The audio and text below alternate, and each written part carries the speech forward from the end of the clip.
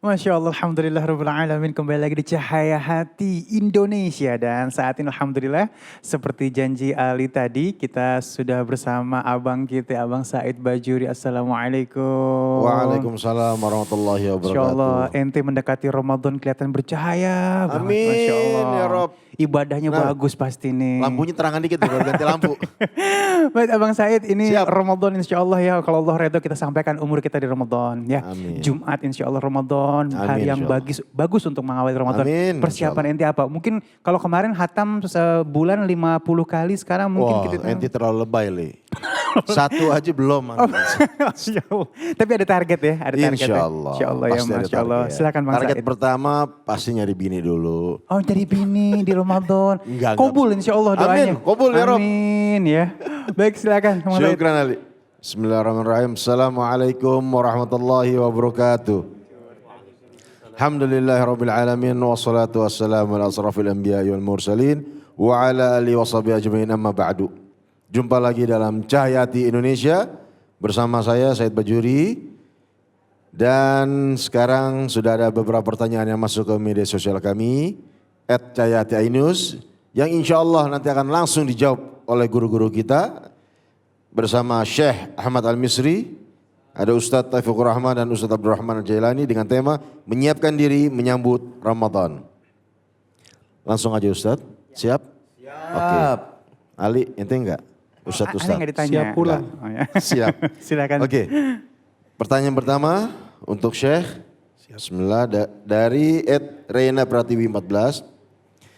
Benarkah akan ada peristiwa dahsyat di tanggal 15 Ramadan tahun ini karena bertepatan dengan hari Jumat? Tafadhol. Bismillah, alhamdulillah, wassalatu wassalamu ala rasulillah. Ada sebuah riwayat diriwayatkan oleh Nuaim ibn Hammad di dalam kitab Al-Fitan, hadisnya 638. Dan riwayat itu dari Ibn Mas'ud, bahwasannya Rasulullah mengatakan nanti akan terjadi di pertengahan Ramadan peristiwa dahsyat, dukhan atau asap dan lain sebagainya. Itu menurut ulama hadis ini hadis palsu. Artinya orang berdusta atas nama Nabi SAW menyampaikan hadis ini. Menurut Imam Adz-Dzahabi dalam kitab At-Talkhis, bahwasannya ini hadis palsu.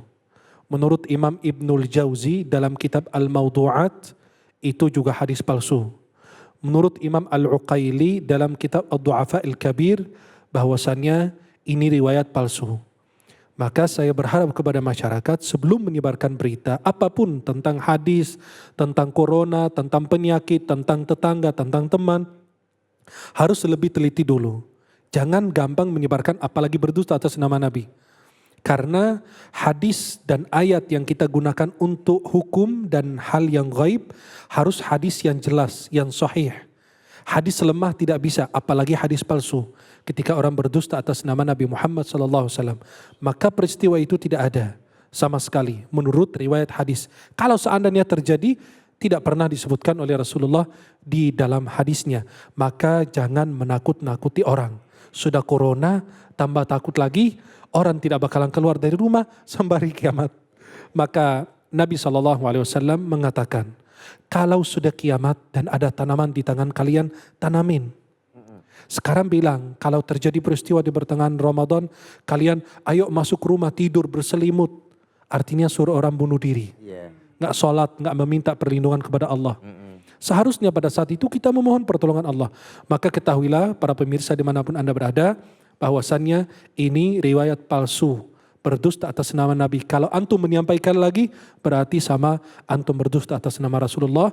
Dalam hadis Sahih Bukhari Muslim dari Abu Hurairah, barang siapa berdusta atas nama Nabi, dia akan dipersiapkan tempatnya di neraka jahanam untuk mereka yang berdusta. Wallahu a'lam bishawab. Syukran Syekh. Li, jangan percaya sama hadis palsu. Ya Allah, Anda juga baru tahu. Tuh kan. Berarti yang nyebarin juga paham agama nih harusnya nih kita mesti tegur. Oh jangan ya. Ntar ente belajar aja sama ane di rumah. Ya Allah, siap Bib. Oke, selanjutnya untuk Ustadz Taufikur Rahman. Ya. Dari @putra_kasim03. Saya dan istri merasa masih kurang baik dalam membaca Al-Quran. Lalu bagaimana cara terbaik untuk mengajarkan anak-anak selama Ramadan nanti? Tafadhol. Ikhwafillah rahimakumullah, yang Nabi sangat gembor-gemborkan dalam hadisnya yang masyhur, khairukum man ta'allamal Qur'an wa 'allamahu. Sebaik-baik kamu adalah orang yang mempelajari Al-Quran dan yang mengajarkannya. Ikhwafillah, jadi dalam kesempatan Ramadan ini jelas apalagi kita sebagai orang tua, tanggung jawab kita terhadap anak-anak kita, kalau bahasa sederhananya orang tua bisa masuk surga gara-gara anaknya, dan tidak sedikit kelak di yaumil qiyamah orang tua bisa masuk neraka gara-gara anaknya.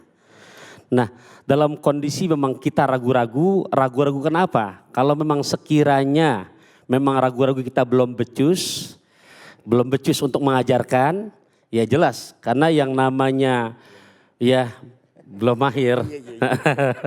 Bahasa condet. Iya. Gambar aja dia. Ya, ikhwafillah, sekiranya memang kita belum mahir, ya. Sekarang tuh walaupun memang kita sedang melaksanakan physical distancing, lockdown ya. Iya. Tapi kan ngajolnya jalan terus. Nah, betul. Apa tuh?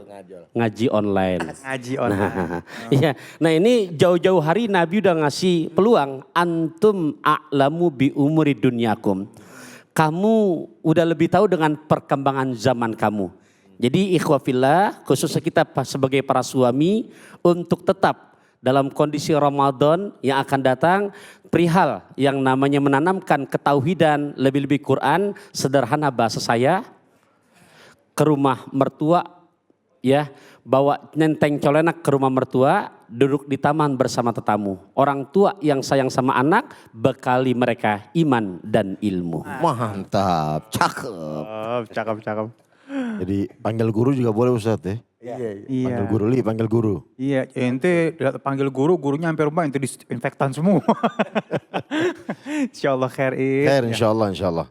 Selanjutnya mungkin dari teman-teman ada yang mau bertanya? Nggak ada, terima kasih. Oh Ade, silakan. Assalamualaikum warahmatullahi wabarakatuh. Waalaikumsalam. Mau tanya ke Pak Ustadz Jelani, ini misalkan kita 10 hari terakhir nih Pak Ustadz, terus kita kelewatan nih, maksudnya nggak puasa karena kelelahan gitu, itu masih ada kesempatan buat dapetin malam Lailatul Qadar nggak Ustadz? Makasih Ustadz. Siap. Ikhwafillah rahimakumullah. Kelelahan sampai ketiduran bahasanya, itu kan maunya Allah. Kan udah begitu ya. Capek, lelah, akhirnya kita tidur. Adapun persoalan bisa nggak dapat lagi? Bisa. Kenapa? Karena memang yang namanya sisa-sisa daripada malam Lailatul Qadar itu masih ada, kecuali pas tanggal 29-nya. Habis dong. Tapi nggak gitu juga, sebab ada pendapat nanti kalau kurang lengkap ya ada tuan guru yang lain yang bisa meluruskan. Dalam salah satu kitab kalau nggak salah saya pernah baca dalam kitab Ihya Ulumuddin, itu pendapat dari Al-Imam Ghazali ya, bahwa Lailatul Qadar itu ada pendapat ulama yang mengatakan dari pertama sampai terakhir bisa jadi.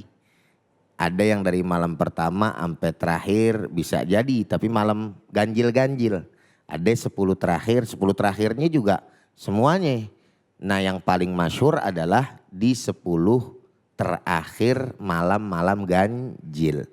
Tapi insya Allah manakala kemudian pada akhirnya kita mempunyai tekad dan niat yang kuat di dalam mencari malam-malam Lailatul Qadar, maka Allah Ta'ala akan mempermudah. Tinggal persoalannya sekarang, tadi saya bicara di luar sama Ustadz Taufikur Rahman juga, kondisi-kondisi yang sekarang orang kadangkala nyampe ya tate ke masjid. Tapi Pindah tempat cuman tidur. pindah tempat tidur doangan, itu dia yang jadi masalah. Gitu. Jadi bukan kemudian memanfaatkan momentum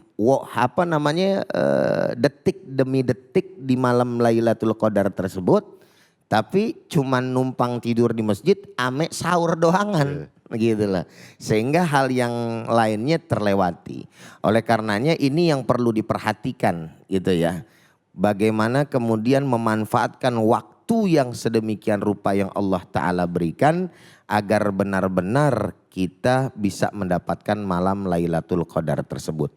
Nabi kan sudah menyampaikan dan menyarankan melakukan bahwa di 10 malam terakhir Nabi Muhammad itu mengikat daripada kain sarungnya. Artinya nggak di rumah, pindah itu.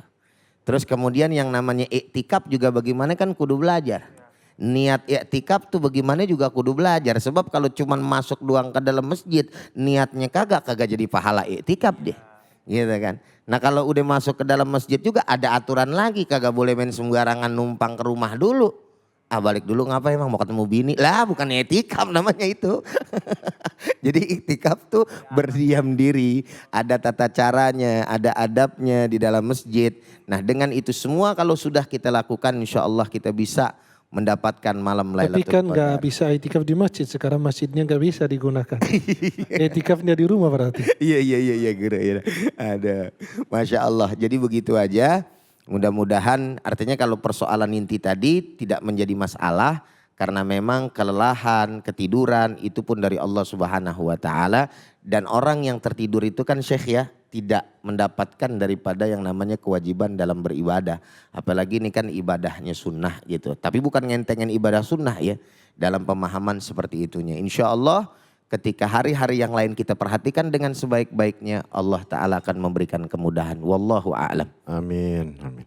Kebanyakan sekarang cuma numpang tidur doang Ustaz, jadi nggak kemana-mana, di masjid aja. Iya, Insya Allah ya.